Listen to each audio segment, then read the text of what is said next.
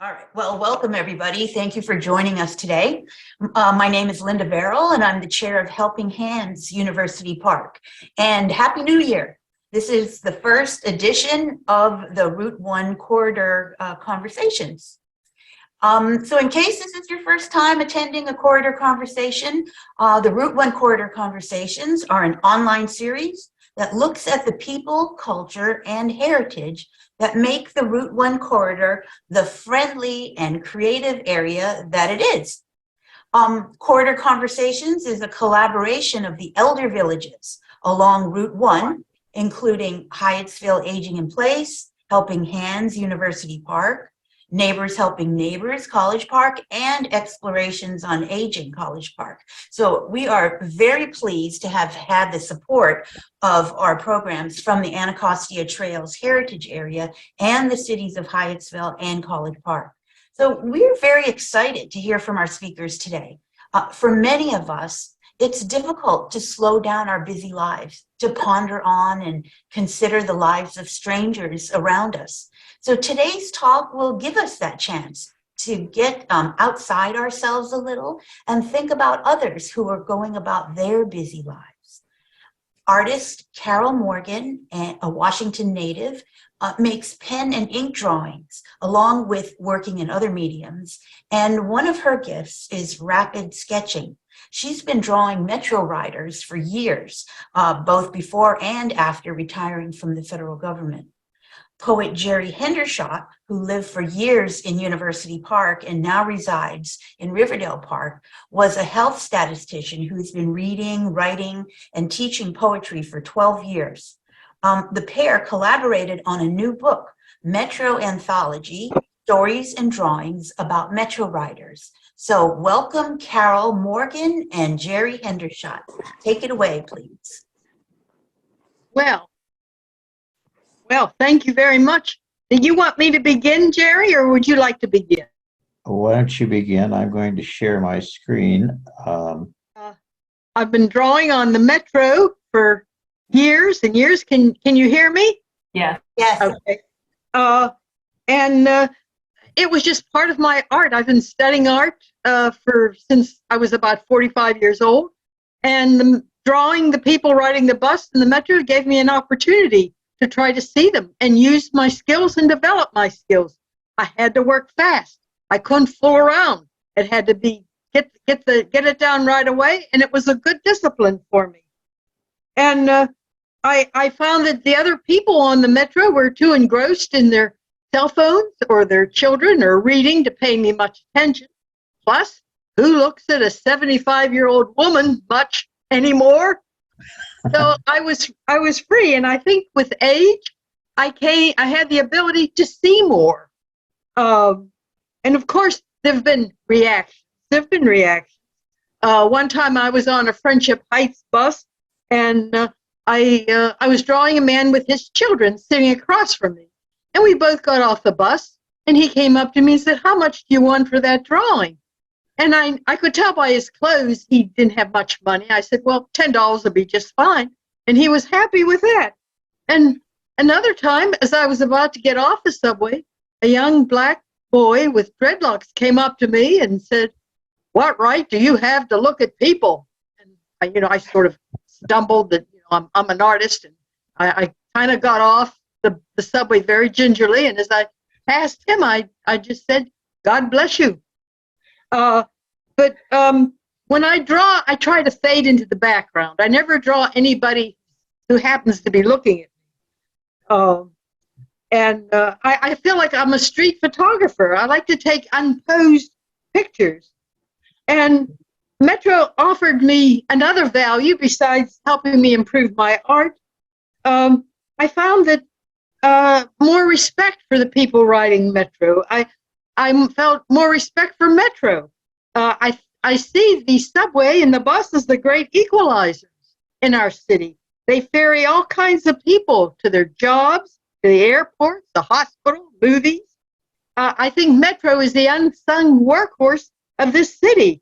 To me, it carries a microcosm of American people getting along despite their difficulties. And after I retired in 2007, I was a writer for the federal government. I took the bus or subway all the time to go to movies, the National Press Club, plays, art class, museums, and I found the people fascinating. One time I was on the bus in January on the J6 leaving from Silver Spring, and a young man got on with wearing nothing but a thin T-shirt, a pair of pants, a pair of shorts, and he held his hand out, imploring, $2, $2. He was trying to get money from the other riders. And then another time, I was on the 31 bus around Wisconsin Avenue, and I saw a man in a three-piece suit busily knitting a garment. And I usually take one of four conveyances. I take the Yellow Line into Virginia to go to art class. And on the Yellow Line, I find most of the people are very well dressed, a lot of military men in camouflage.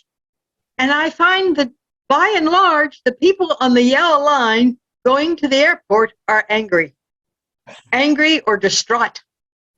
And then I also often take the bus, the H buses between Tenleytown and the hospital center. And there's mostly on that bus a lot of much more relaxed people, older, Black, Hispanic people, people with children, people with on crutches, people on walkers. And then on the 64 bus that flies its way up and down 11th Street, I see a sprinkling of millennials and mostly older people. And I noticed that the cell phones are ubiquitous. It's odd to see little babies, too young to read, fingering a cell phone. It's just odd to see that, but they do. I'm amazed at what little kids can do. And most of the riders I find are courteous. I'm always always offered a seat and on the buses. But there's no denying the diverse cultures in the metropolitan area. There's a lot of different people. Some of them dwell in the battered old buildings along 11th Street. And some of the buildings are new glass fronted and they rent for about $2,500 a month. It's just amazing. And it's showing me that Washington is just a place of neighborhoods. It wakes up, it goes to work, it comes home. It's not just Congress making the laws or evading them. It's all kinds of people who depend on Metro, the great equalizer. It unites the city through the need for transit. And I was impressed when I did this book, and the book in a way was inspired by a book that was published back in 1915 by Edgar Lee Masters called Spoon River Anthology. And it was the story of people speaking from the graves in a fictional city called Spoon River. It was really Edgar Lee Masters' home of Lewiston, Illinois. And they were speaking from the grave about their lives. And this book went on to be a terrific hit. And also, in a way, this book to me is part of a genre that I think was in Studs Terkel's working, just a collection of people talking about their jobs, their careers, which was interesting. And I think another inspiration for me in calling this book an anthology was I was thinking of the book Humans by Brandon Stanton. Brandon Stanton just talked to people at random in New York City to ask about their lives. And later he did it in foreign countries. And I have that book, and I can't stop reading it. It's fascinating to learn about people. So these are the reasons that I chose the word anthology. It's sort of a collection, and it belongs in that genre. So I would say I'm fortunate to be able to capture the diversity of this great city.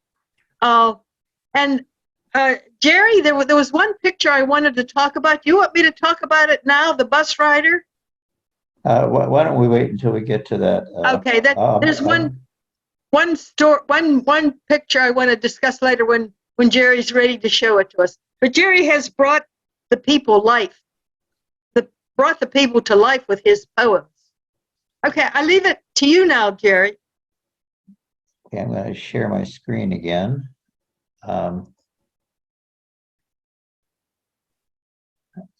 This is Carol and I in a metro station taken by a friend of Carol, who's a photographer and a poet, as a matter of fact. And this is the cover of the book, which we did. It's available from Politics and Prose online or in person.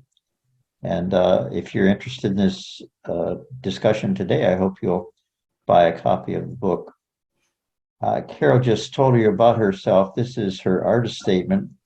And I'll go on to, we're going to look at some of the drawings that Carol did that are in the book, and also some photographs taken by, not me, by other people of Metro riders. And I love to hear Carol talk about her work and her drawing on Metro bus and Metro rail, because she it's obvious, I think, that she enjoys riding Metro.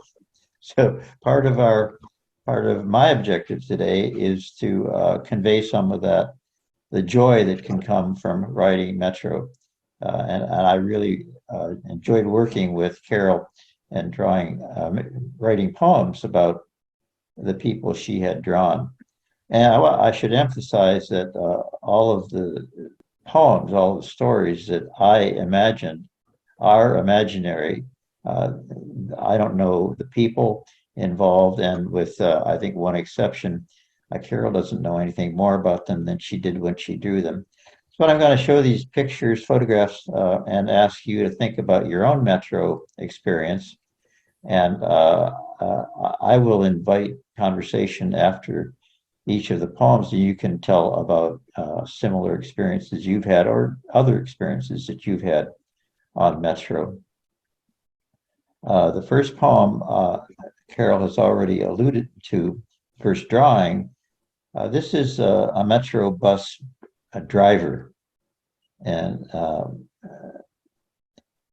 Carol will be telling us a little more about this driver. But the poem that I wrote, I called "Front of the Bus." She sits at the front of the bus, commanding the street view ahead.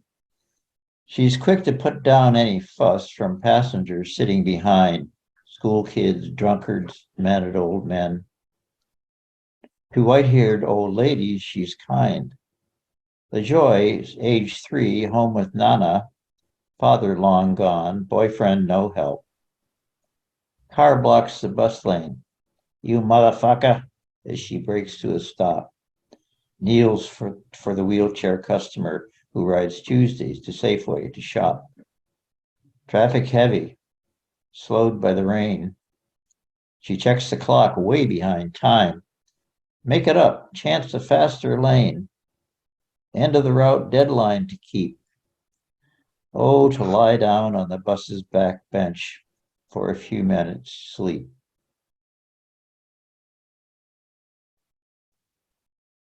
Carol, you want to tell us what Yes, more you know about this woman? I liked Jerry's poem, but I learned something about this woman that shocked me. I showed this picture to another bus driver one time, and he said, "Oh," he says, "I know that woman. I can't exactly place her name, but I know that driver." He says, "I know a story about her." And I said, "Well, what is it? Tell me." And he said that she was a champion swimmer, and one time she was driving the bus in Anacostia over the Anacostia River. She looked out the window. She saw children struggling in the river below. And she stopped the bus and got out, dove off the bridge into the water, and rescued the children, and then got back on the bus. And I was shocked to hear that. And he said Metro was going to fire her. But when they learned about how heroic it was, of course they didn't. But he said this is what this woman actually did. And I thought that was absolutely fascinating. If we could just know more about these people, it's amazing what worlds we could discover. So I was just, it helped to raise my respect more for the passengers and the people that I've been privileged to see. So thank you, Gerry, for letting me share.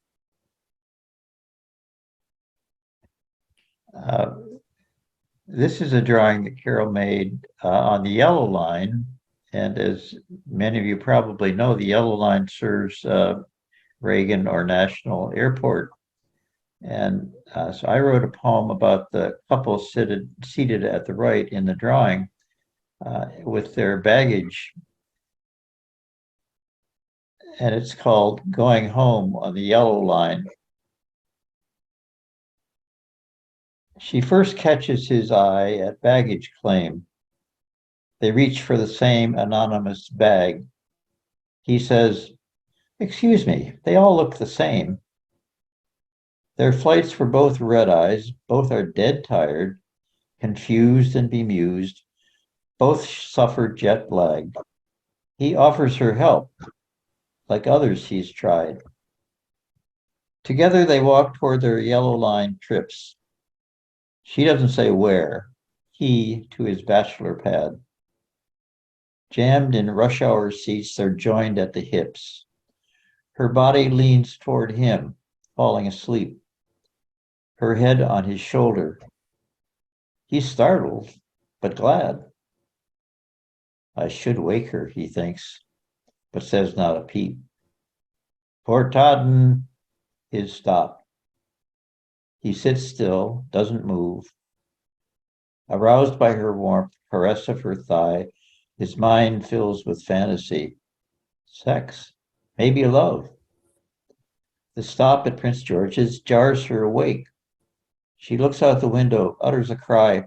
I missed my transfer. I've got to go back. Dragging her luggage, she slips through the door. His reverie ends. Idyllic dreams die. Depression descends. He stares at the floor.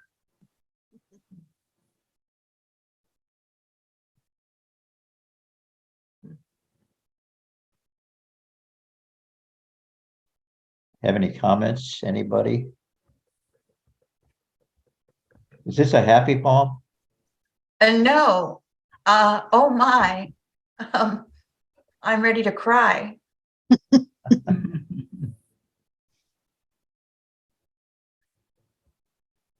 Are you okay with us speaking off mute when you're asking for responses? Yeah, sure, please. Oh, okay. I honestly would never have come up with this possibility based on the drawing.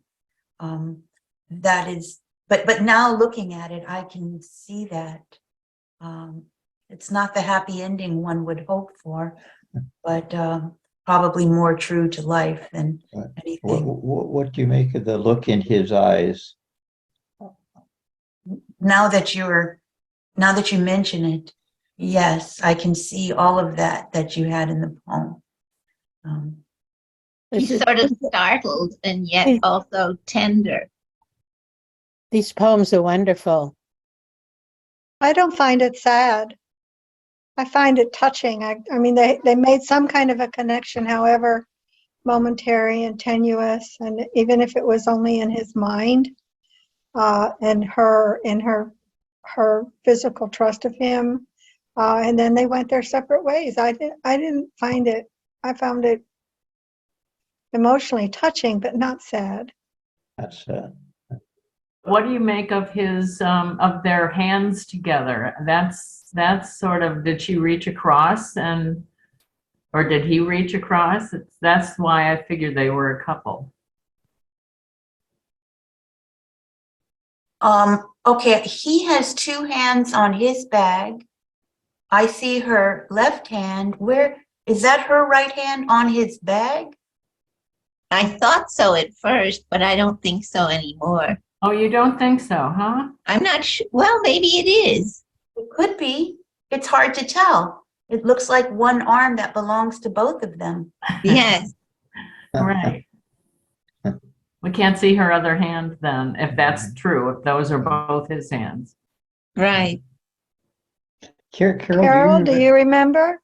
Oh, I really don't. I just try to get down everything I can. I think it's her hand, and I think it's covering his. I think she really just did it without thinking too much. I think she's very tired, and she wasn't expecting, and I don't think she was offering intimacy. It just sort of happened. Yeah, The way it can if two people trust each other, you know. okay, let's move on. Here's another a photograph that's not an unusual sight on a metro car to see Especially somebody late at night. sleeping. And so I encourage you to think about people you see and who they are, where they're going, and what they're doing. As Carol said, you get a greater appreciation for the diversity of the city and the way people's lives are shared in a way when they ride on buses and trains. This is a young woman sitting, I guess, on a metro car. She's got a laptop open on her lap and a book open at her side. And the story I imagined for her in the poem I called Intern. From Columbia Heights, where she's staying with friends, to the Butterflies house at Smithsonian stop.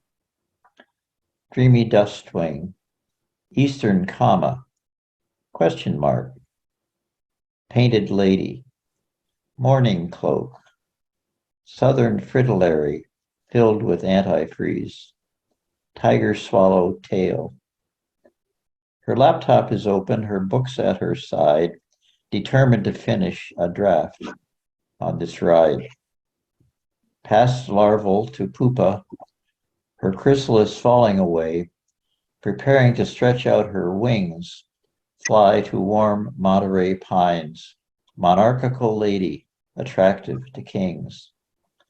A pamphlet she'll leave for children to read, an intern's memento of work in DC.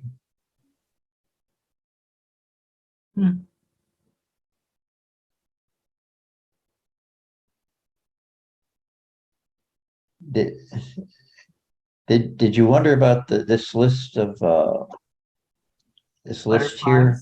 Butterflies. Butterflies. Yeah.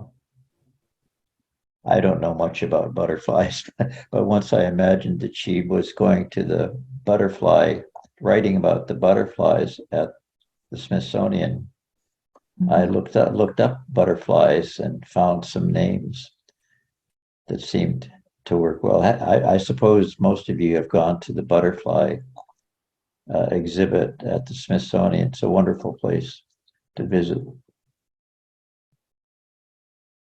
Was there anything about the drawing that made you think about butterflies? No, not really, not consciously anyway. I did think intern because she's, I assumed, on her way to work, and she's working. She's doing something. She's using her time on a ride to her job, her daytime job, to write something. And so I just imagined, and she's a young woman, so I imagined she was an intern. And you do see it at that time of year, summertime, you do see young people who are in Washington for the summer in an internship of some kind. So it was not a long reach to think of that story for her.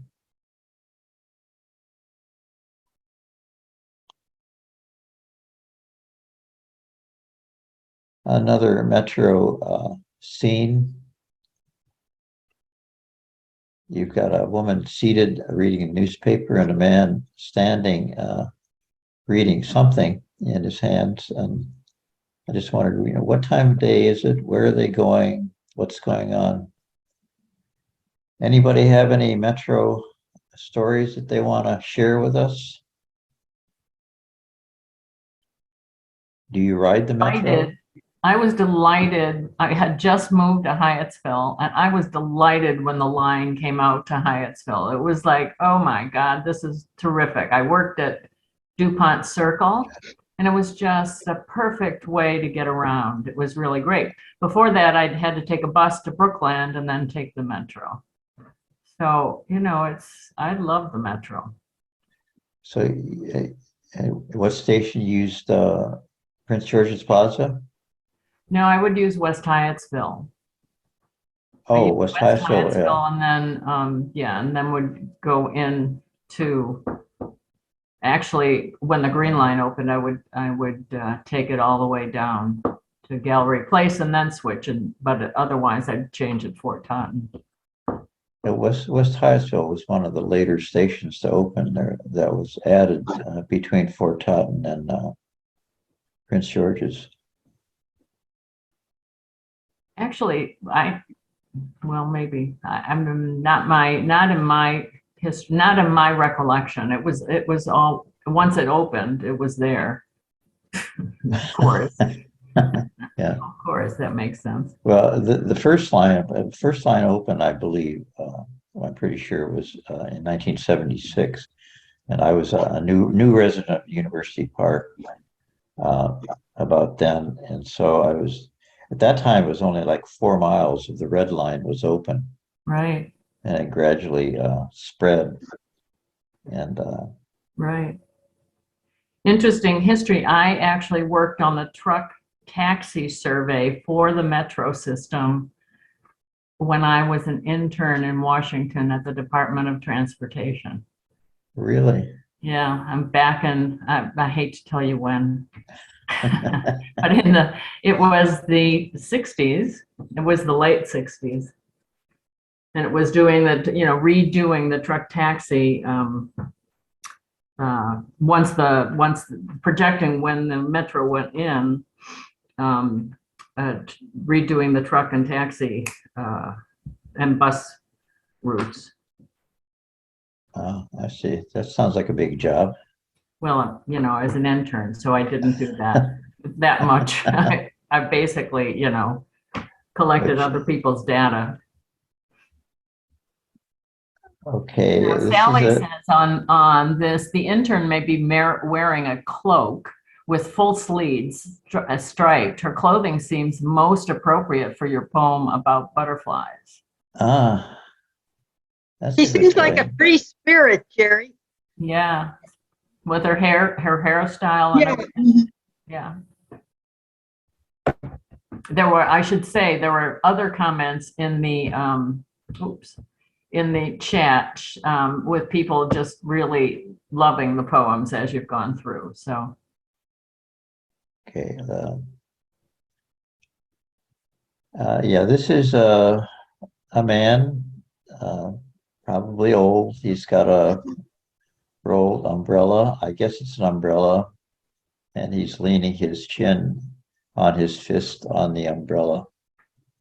Looked a little dejected to me, I guess, and the poem I wrote was Memorial. My son is not remembered here. My father is, of course. His service is remembered by a cross in Arlington. In World War II, he showed no fear. Strafed by Nazi Air Force, his squad attacked from land and sky. He led them through and won. My only child, whom I hold dear, soon after my divorce came out, said he would live no lie. He's gay, my only son. He's brave, I love him, but I confess it's not an outcome my dad would bless.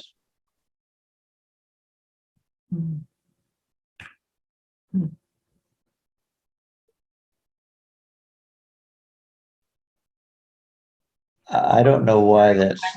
When you put these poems together, do you ponder long studying the, is it a brainstorming activity, or how is your art?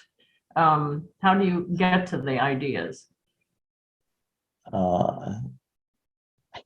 Yeah, I was about to say that I don't know where this idea came from that picture.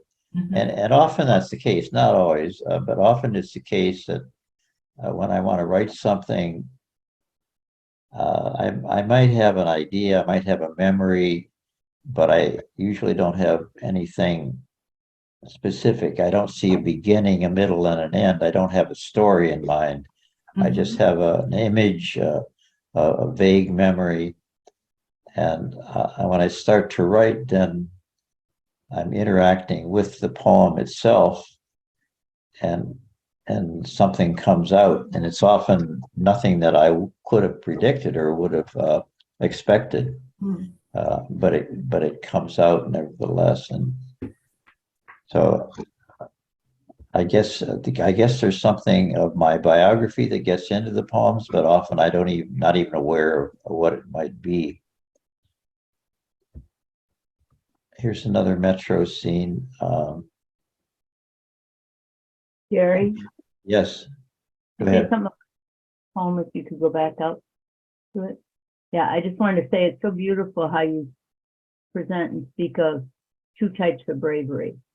I find it really touching.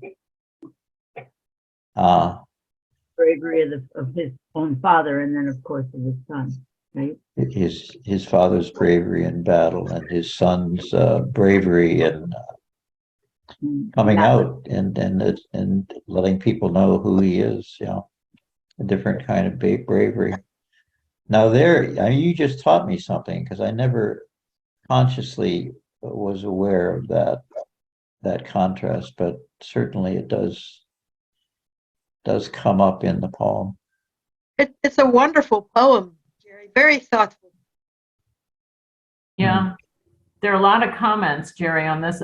Sally Millbrook says, please say more as you go on about writing your poetry. And she says, Carol shared she has been taking art lessons for quite a while. Have you been writing for long? Yeah, as Linda said at the beginning, I've been writing 10 or 12 years seriously. I really had done no poetry writing before that. My career was, I had an academic career and then went into the federal government, where I worked primarily as a statistician, which certainly is a long way from poetry. So I wrote a lot, but I wrote publications, government publications mostly, some in scientific journals on health topics. Based on data that came usually from national surveys on health in the United States. So I didn't have any kind of background that on the face of it would have prepared me for poetry, but I got into it. Interestingly, the thing that kind of really got me started was they call it a MOOC, MOOC, online, mass online. Anyway, it's a free course given online from the University of Pennsylvania by a wonderful poetry teacher named Al Filreis. It's still going 10 years later. And it had at the beginning 30,000 students worldwide for free. This was all for free. A 10-week course on surveying modern and contemporary American poetry, called ModPo for short, Modern and Contemporary American Poetry. A wonderful course. And if you have any interest at all or just want to dabble a little bit, I would recommend that as a good place to go, because they talk about the whole history of American poetry, and they talk about it not just for what it means, but how it's put together. How do you write a poem? So that got me started. And since then, I've taken workshops, and I'm a member of several poetry groups, and actually, I'm a member of a poetry group in University Park that's sponsored by Helping Hands University Park, and Peggy has been in that group, and I know Dale and Bonnie from Church of the Pilgrims, where I was formerly a member for many years, and done some poetry with those folks as well. So yeah, I never took a formal academic course, although I have taken a lot of workshops on poetry. So I'm not well tutored in poetry, and still a mystery to me where poems come from. This picture I thought was interesting. You see the young woman, I think it's a young woman, in very short pants. Are you familiar with the day on Metro that started, I forget when, some years ago, when people wear short pants on Metro? Do you know about that? No. I don't know who started it, but one day a year, people ride the Metro wearing short pants. Hmm. And I wondered if this picture were taken on that day. Maybe not, but that's what occurred to me. It looks like she has a Santa Claus next to her too. Yeah, that's right. Hadn't noticed that. There's got to be a poem in that, right? Right. There's got to be a poem in that. Right. This is called Life is Like a Poo-Poo Platter. And it's imagined a conversation between the two women at the right. I imagine them to be tourists who met on the Metro, and they're talking about the experiences they've had visiting DC. And one of them says, have your lunch at Great Wall in Chinatown, a short walk from Gallery Place. Our waitress in brocaded gown explained the lunch menu with such grace. Life is like a poo-poo platter, she said. It goes around and comes around. Some things you like and some you don't.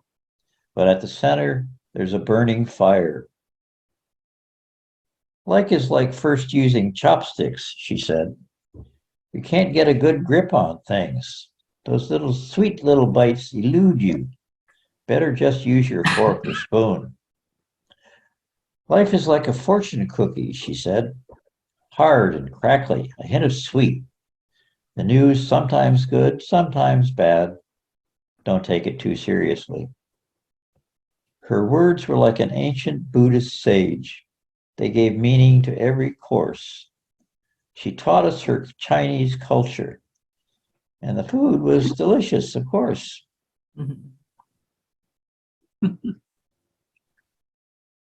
My Metro rail trips often take me through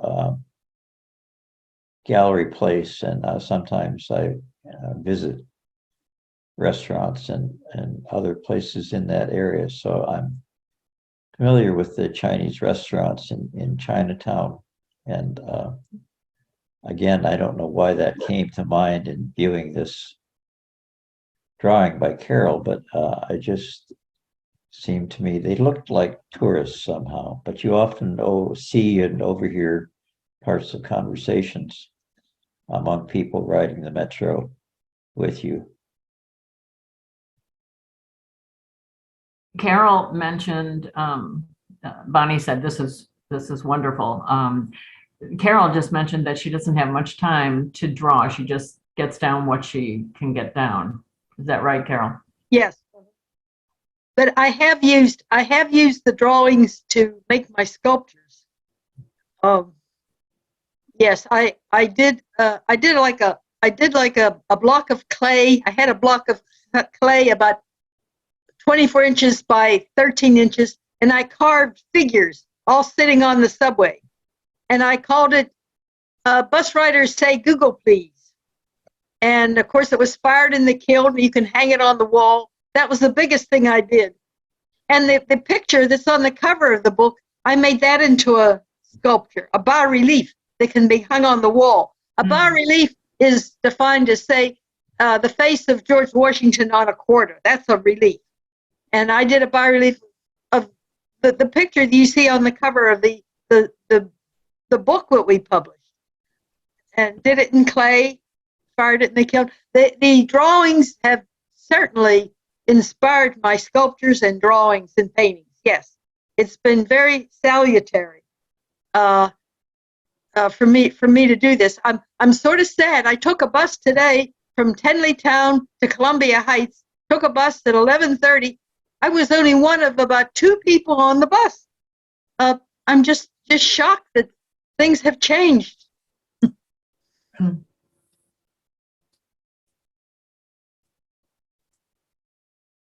Carol mentioned earlier that different bus lines and different trains and different times of day have different kinds of riders.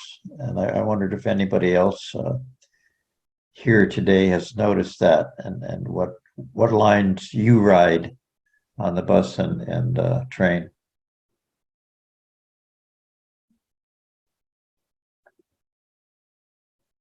I usually ride the green and yellow lines downtown, then often switch to the red line for particular places I'm going. And my daughter lives in Arlington, so I sometimes get on the silver line out that way to Northern Virginia.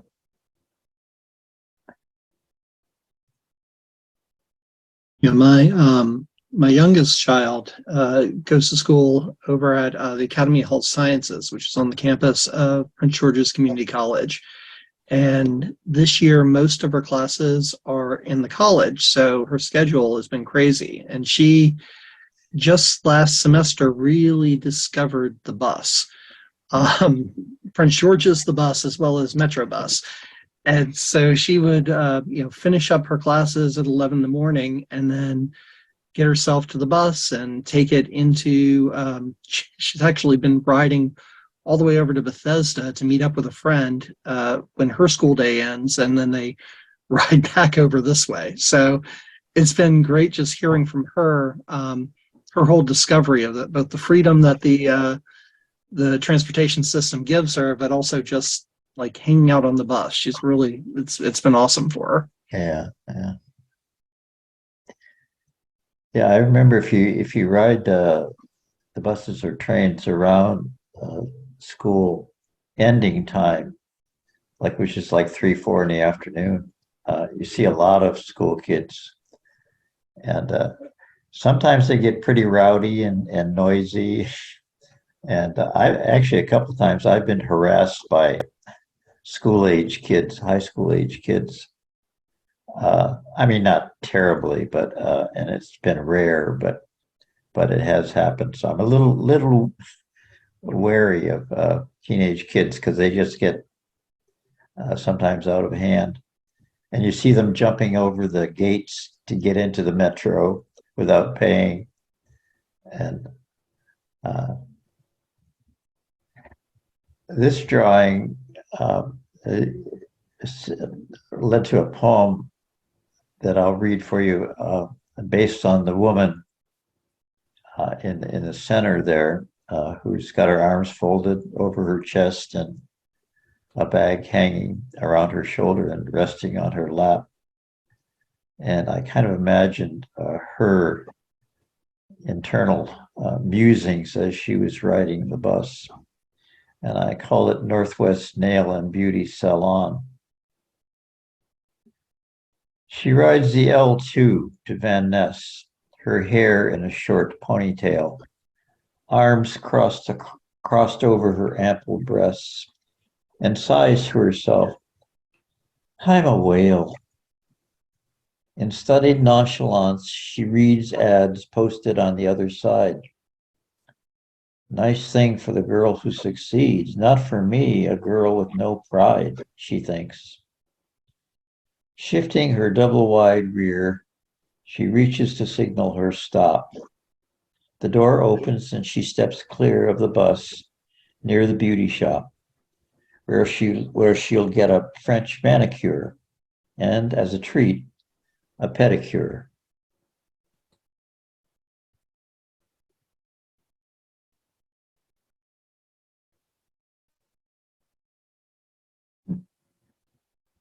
I'm not sure what to think about this.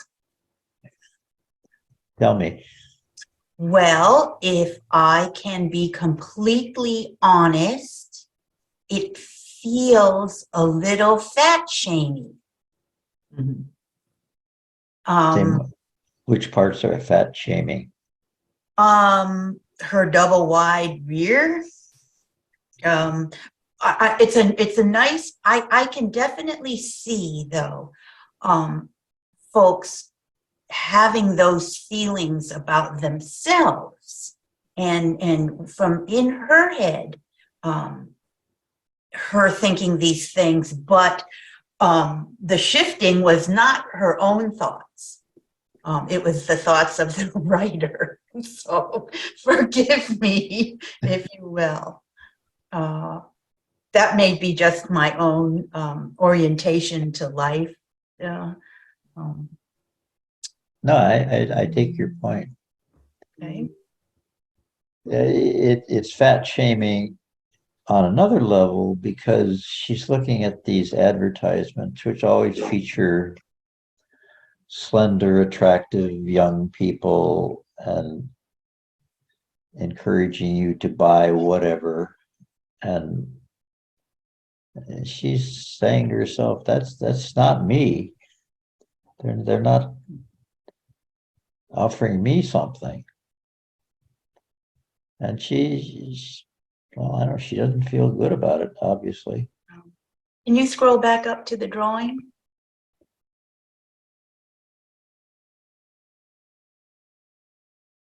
Yeah, I mean, yeah. I guess the fact that she's looking up, I don't remember now, but I that may have suggested to me that she was reading the ads opposite her in the bus or train. I don't know. Do they have ads in the trains? I guess they do. Forgotten. Yeah, I think so. I wonder Yeah. if Carol has the same, has a similar reaction to it. Since, do you remember drawing this? I remember drawing it. I just sort of draw, and I don't try to flatter people exactly. Someone told me that my drawings were merciless, and I just, it never occurred to me that, but I just lay it down at what I see, and I think people are fascinating no matter what they look like. And I have known very, very overweight people, and sometimes they do have a complex about it. There's no question about it. Trying to compensate or trying to make excuses or some darn thing or other. But I think Gerry painted her with some insight. A girl with no pride. I mean, that's really insightful about understanding the type of person she is. So I just thought it was interesting. People are interesting no matter what they look like, no matter what they do. It's just there for me to capture as fast as I can, and I work fast because I can get up any time and leave or move. It's been a discipline for me. It's been a very good discipline for me. A lot of art students, when they start studying art, they spend hours, and you don't have to do that. Get it down right away. If you don't have it in a minute or two, you're never going to have it. You have to work fast. You have to let your body and your intellect take over and not imagine what it should be. Mm-hmm. Just be a mirror, a camera that catches it. And that's what I do. But I do know that sometimes people who are overweight do have feelings about that. Sometimes they're very, very sensitive. So when I was just going to say, when I saw the picture, I saw her very differently. I did see actually pride and strength in her. I liked the three women, and I guess I imagined, three women, kind of strong women, who were kind of the ones who were leaders and teachers. So I didn't picture it. I guess I agree with Linda a little bit. I think it was Linda spoke initially. Yeah. And I see pride and strength in her, not lack of pride. Right. Yeah, and I can see looking at the picture again, I can see that. Yes, I mean, the way she's got her chin up, like she knows who she is. She knows who she is, and she's comfortable with who she is. That could have been a different story about her. Yeah, Right. So, interesting. Yeah, I think her face is very open and pleasant. So I didn't quite, I didn't feel in looking at it that she was having those negative feelings about herself, you know? you But could, those negative feelings are extremely common, Sure. you know, and even among people who you wouldn't think are fat, still feel that they are not, the right size. So, yeah. yeah, who knows? Who knows? Yeah, I guess that comes back to the idea that Carol introduced at the beginning. These are real people you're riding transit with. They have stories, and Mhm. their stories are meaningful to them, certainly, and they should be meaningful to all of us. And don't assume the worst about people you see. Mhm. Give them a little room and try to imagine them as they would like to be imagined. This I Look at this. Yeah, Carol, or Linda, I'm almost afraid to read this now. no. I think you had good insight. Do. But what are we looking at? He This was is riding the bus on a very hot day, and she fell asleep. I actually took her photograph. I had a little camera with me. I just never saw anything quite like her. And interesting. I bet she would have had and I thought Gerry gave her an interesting story. She was human. She had, according to Gerry's poem, she was stood up for a date. Well, that would be depressing, no matter what you look like. And that's what happened in the poem. And I felt sort of sorry for her. I've seen people like this on the metro. And they're human, just like us. Really. They date. They try to anyway, have a date. Is that a Yeah. bikini top? Yes, it's sort of a brassiere, and she certainly fills it very adequately. Maybe it's not adequate enough for her. I mean, it's like Yeah. a brassiere and cut off jeans with tears in them, as I recall. Yeah, cut off jeans and a too small brassiere and yeah, And an interesting haircut. yeah, an interesting hairdo. There's no question about it. And a mask. And During she's the wearing a pandemic. mask. Yeah, she's wearing a mask too. Yeah. Right. Yeah, that's the story I imagined for her. I called after the mall. She walked half the length of the mall, monument to reflecting pool, and drew stares and giggles from all she passed. To them, she was a fool. Her hair scrunched tight, breasts exposed, cut off, stressed, Hermes rip-off bag, frilly bracelet, mules with no toes, girlish styles for an obese hag. Oh my.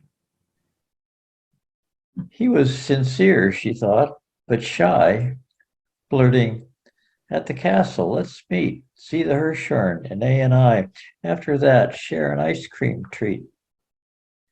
She told her girlfriend, filled with hope, glammed up for her first date in years, avoiding the ugly duck trope. Dress excess was one of her fears. "He'll come soon," she thought, as she sat near the carousel patiently, an hour, then realized, "I'm fat, dressed like a tart for all to see." On the Orange Line going home, depressed that he'd made her a fool, girlishness gone, now an old crone, She wondered why life was so cruel.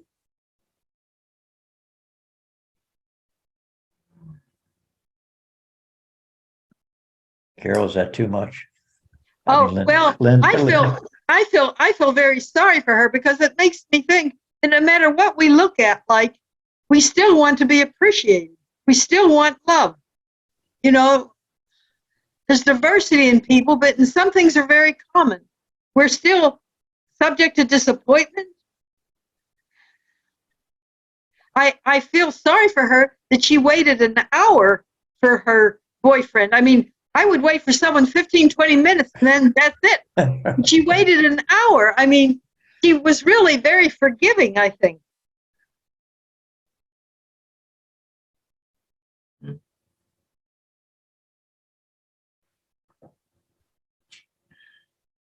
Okay, well, those are the poems that I selected and the drawings Carol selected for this presentation.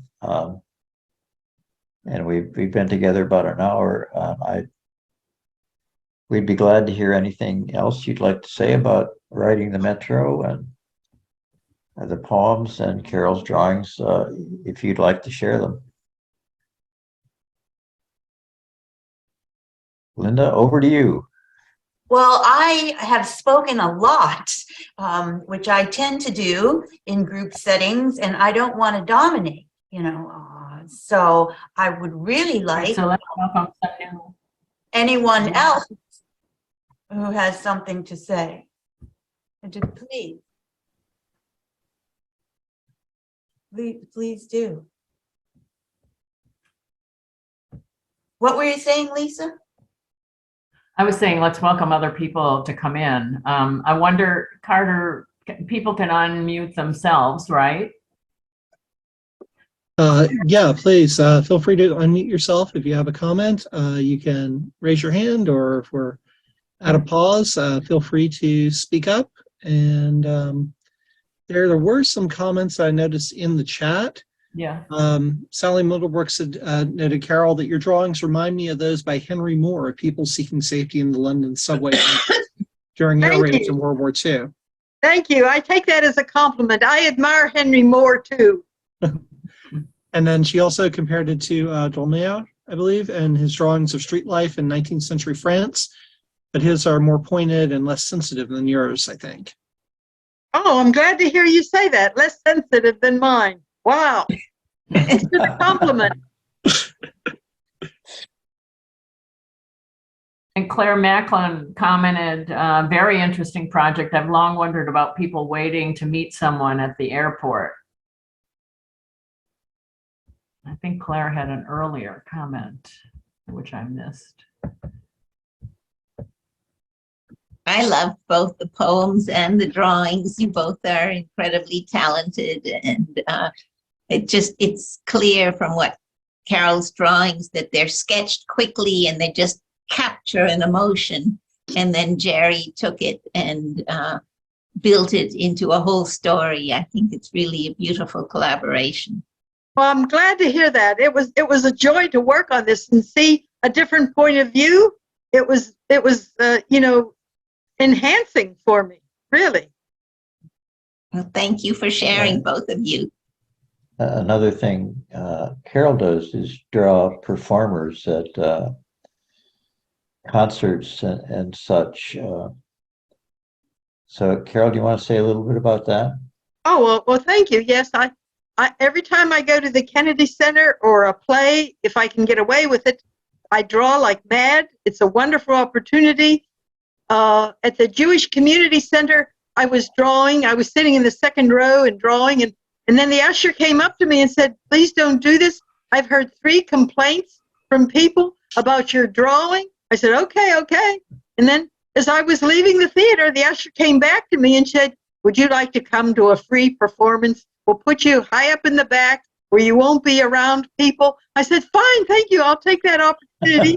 So I thought that was very nice of them. But that was the first time I felt anyone really complained about my drawing. It's just 9 by 12 sheets of paper. I don't know how it bothered the lady sitting next to me, but it did. And I have won prizes for my sketches. And, it has certainly developed my drawing ability and to capture the motion quickly. That's important in sculpture.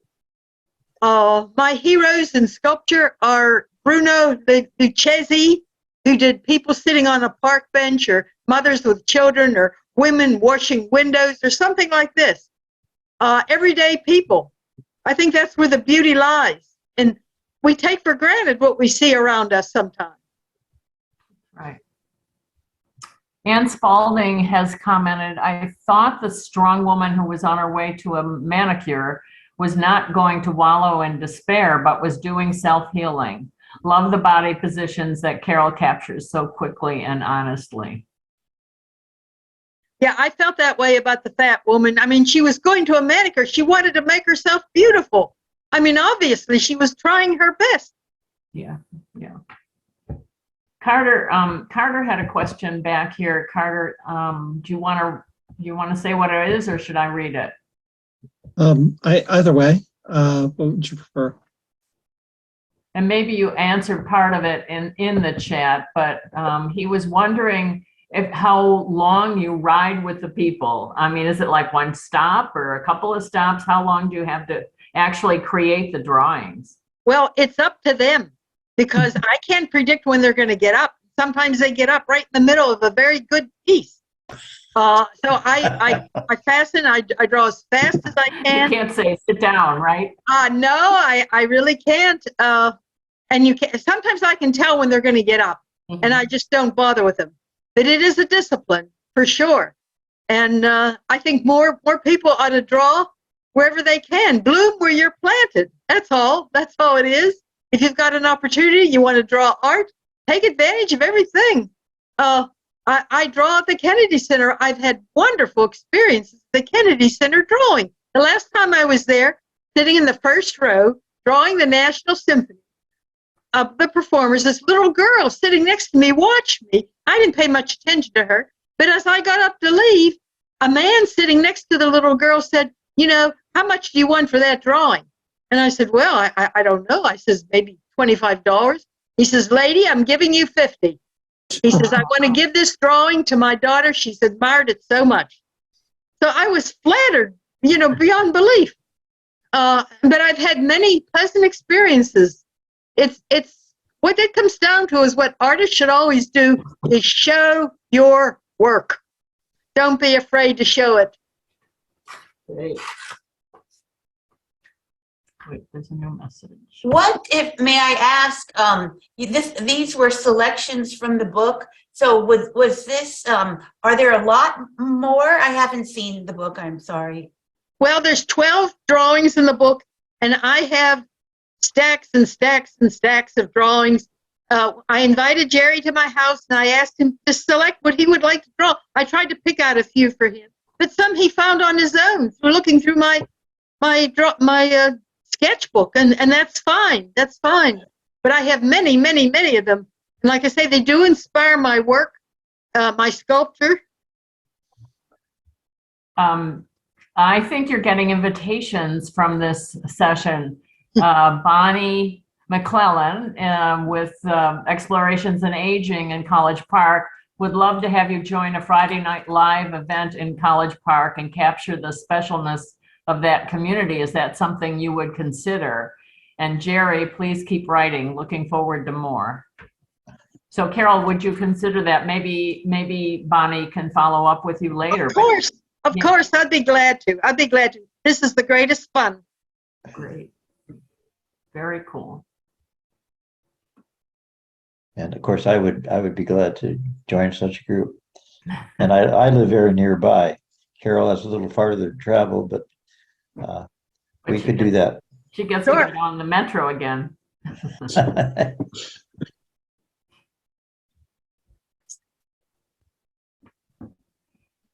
I think that's most of the questions. Oh, no. I'm sorry, Carter. Go. I just had a quick question for Carol. I just wondered, do people ever notice you drawing? And has anybody ever been upset of you drawing them, or, Well, like I said, one time I was on the metro, and out of nowhere, this young black man appeared and said, "What right do you have to look at people?" And I was just shocked. I didn't know what to do about that. But that's very rare, very, very rare. And once or twice, there was a woman who saw me drawing, and she said, "Don't draw me. Don't make any drawings of me." I said, "Fine, fine." I avoid all confrontations. I don't, that life it gives me too many opportunities to get bothered by that. And one time I was on the bus, and there was a woman in African dress. I would say African dress, very foreign, bright colors that she was wearing. And I was just sort of sketching, and she said, "Are you going to sell that?" And I said, "Well, I don't know." And then I didn't bother with her. And then before she got off the bus, she gave me a note and gave her telephone number. "If you sell this, please call me, blah, blah, blah, blah, blah." And of course, I had no intention of doing anything like that.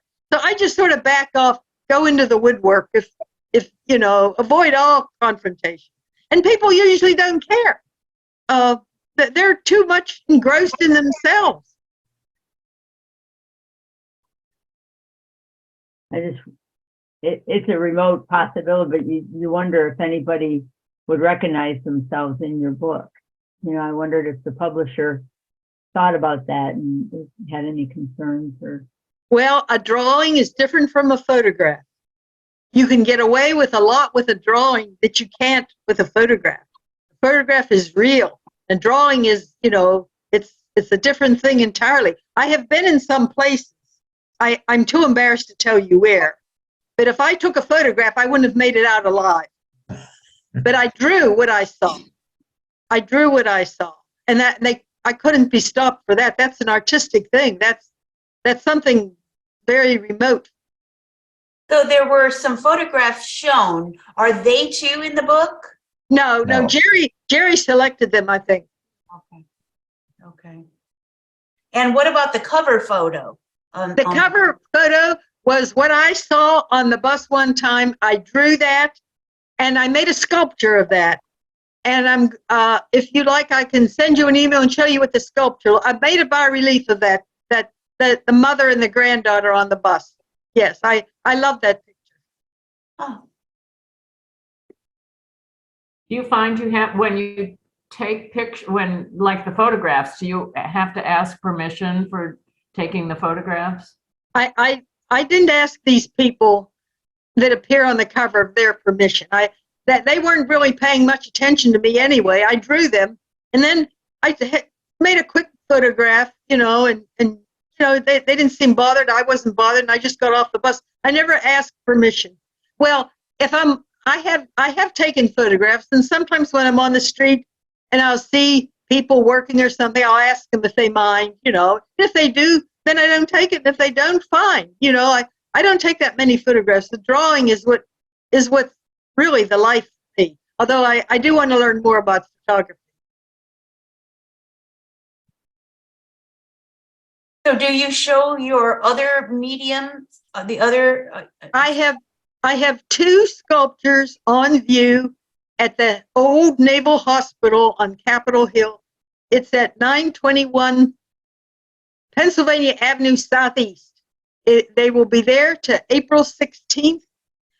Before you go there, though, you should call them up and ask them, because they have classes there, and they like to monitor who comes in and out of the building. I have two sculptures there on the second floor in the room 212.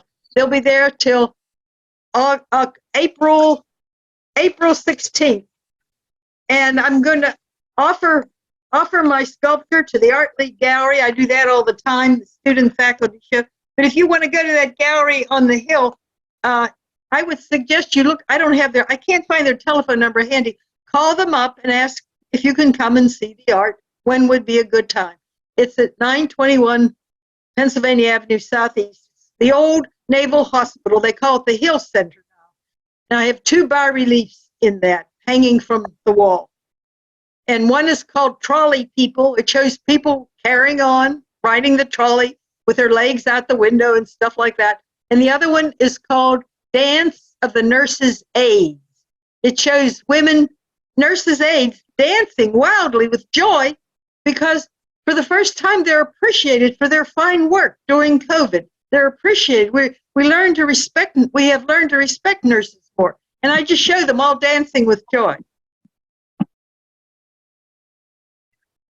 Well, I think that your collaboration, Carol and Gerry, is a magical thing. Just Gerry, getting an insight almost into you. It's like looking at you and seeing what's going on. What you're thinking about, and in conjunction with the drawings, it's just fascinating together. Well, that's a very interesting observation you made. I hadn't heard that before. Oh, but that's just my, one. I'm sure others can have a completely different viewpoint, but I enjoyed this very much. Oh, I'm happy. Yeah. I'm happy to hear that. What is your name? I didn't see. Linda. Linda. I'm Linda. Yeah. It's very, very enjoyable. I'm glad.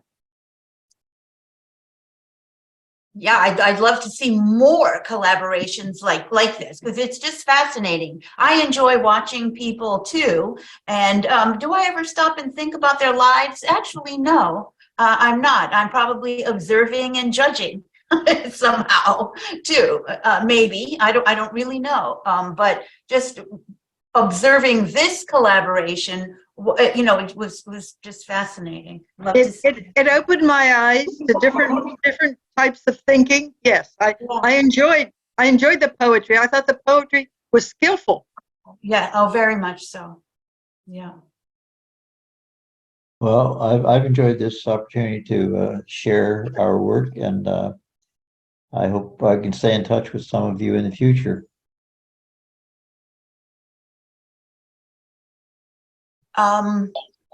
Lisa and Carter, is it time? It's a good time.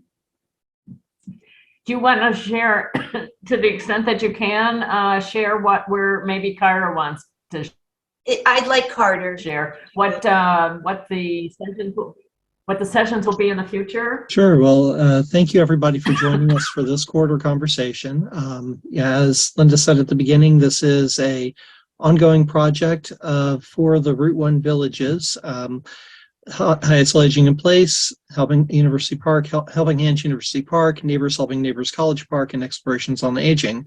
We try to cover events featuring people and information from up and down the Route 1 corridor. And it's ranged from things like today that are focused on art and literature to things that focus on science and what's going on in your backyard with plants and animals. We have coming up in February an interesting one that's going to be looking at foodways and food traditions. And in April, we have one that is focused with the National Orchestral Program at College Park. I'm getting the name wrong there, and I apologize for that. But we are putting some finishing touches on other programming for the first half of the year, and we'll be getting information out about that soon. This session is recorded, and we will be getting it up onto Hyattsville Aging in Places YouTube channel and website in the next couple of days.